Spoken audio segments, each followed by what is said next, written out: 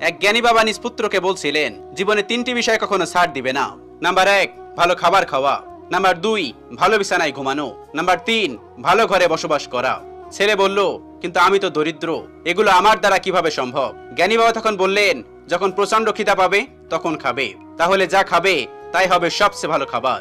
যখন কাজ করতে করতে ক্লান্ত হয়ে যাবে তখন ঘুমাবে, যেখানে ঘুমাবে সেটাই হবে ভালো বিছানা। যখন মানুষের সাথে মিশবে তখন সদাচরণ করবে, তাদের অন্তর জয় করে সেখানে বসবাস করবে, সেটাই হবে তোমার জন্য সবচেয়ে ভালো ঘর আর ভালো ঠিকানা। পরিবার কতটা বড়লোক বা গরিব সেটা বড় কথা নয়, পরিবার কতটা সুখী সেটাই বড় কথা।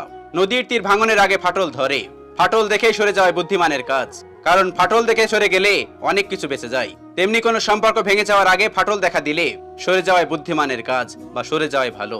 যারা তোমার ভালো দেখতে পারবে না তারা তোমার দোষ খোঁজাখুঁজি করবেই, তোমার হাসিতে দোষ, কথায় দোষ, কথা না বললে দোষ, ইত্যাদি ইত্যাদি বিষয়ে দোষ